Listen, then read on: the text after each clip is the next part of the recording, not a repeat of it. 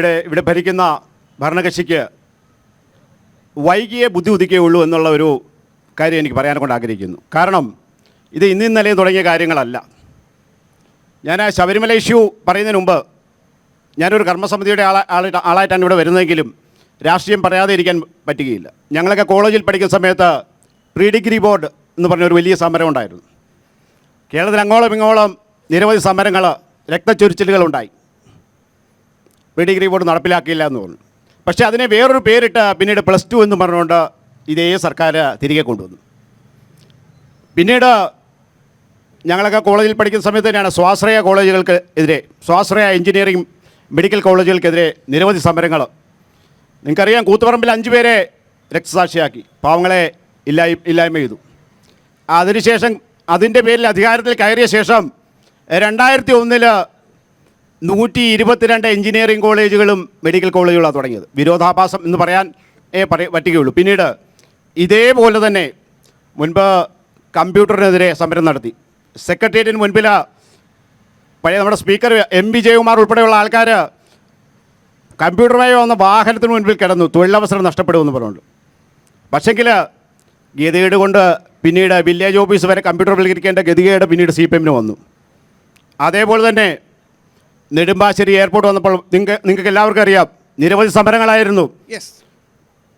അന്ന് S. ശർമ്മ, അദ്ദേഹം ഇപ്പോൾ അതിൻ്റെ ഡയറക്ടർ ബോർഡ് മെമ്പറാണ്, വിരോധാഭാസം അതാണ്. അദ്ദേഹം പറഞ്ഞു, എൻ്റെ നെഞ്ചത്തോട്ടെ ഫ്ലൈറ്റ് ഇറക്കാൻ സമ്മതിക്കുള്ളൂ, ഞാനിവിടെ ഇറക്കാൻ സമ്മതിക്കില്ല.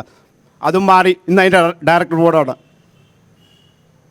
പിന്നീട് ട്രാക്ടർ സമരം.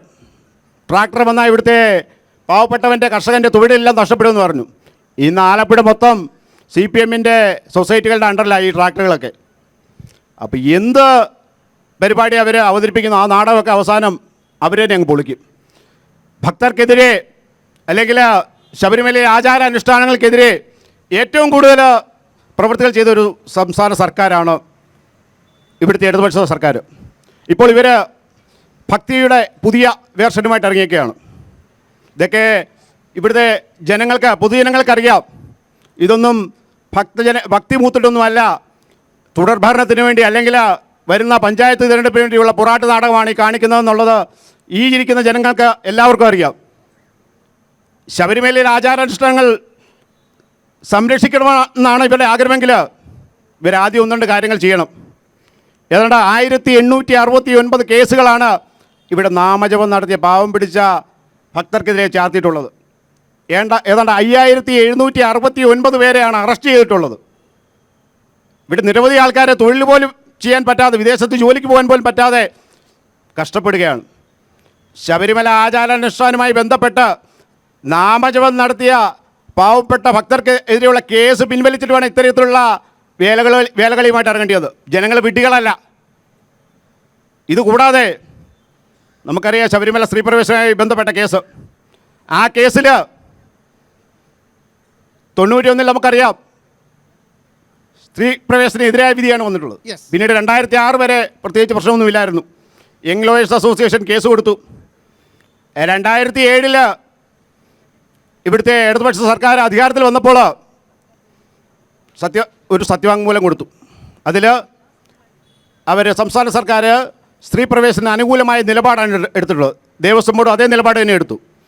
ഞാനൊന്ന് ചോദിക്കട്ടെ, ഇത്തരത്തിലുള്ള നിലപാട് എടുക്കുന്നതിന് മുമ്പ് ഇവിടുത്തെ ഹൈന്ദവ സംഘടനകളോടോ അല്ലെങ്കിൽ രാജകൊട്ടാരത്തോടോ അല്ലെങ്കിൽ തന്ത്രിമുഖ്യന്മാരോടോ അല്ലെങ്കിൽ അമ്പലപ്പുഴ ആലങ്ങാട് യോഗം അല്ലെങ്കിൽ ഈ ശബരിമലയുമായി ബന്ധപ്പെട്ട് അയ്യപ്പ സേവാ സമാജം, അയ്യപ്പ സേവാ സംഘം, നിരവധി സംഘടനകളുണ്ട്, ശ്രീഭൂത ട്രസ്റ്റ്, ഇവരോട് ആരോടെങ്കിലും ചോദിച്ചോ ഇത്തരത്തിലൊരു ചർച്ചയോ അഭിപ്രായമോ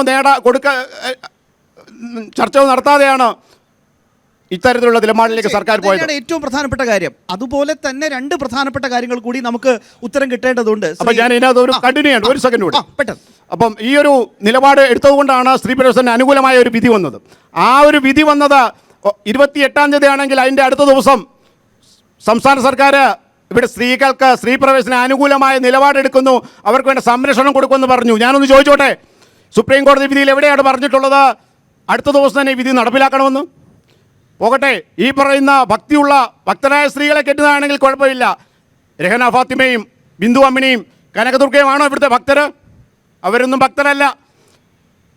പേര് പറയാൻ പോലും ഉച്ചരിക്കാൻ കൊള്ളാത്ത ആൾക്കാരെയാണ് നമ്മൾ ശബരിമല കയറ്റി ശബരിമല പരിപാവനത കളയാൻ ശ്രമിച്ചിട്ടുള്ളത്. തീർച്ചയായും അത് തന്നെയാണ് നമ്മൾ ഏറ്റവും പ്രധാനപ്പെട്ട പോയിന്റ്.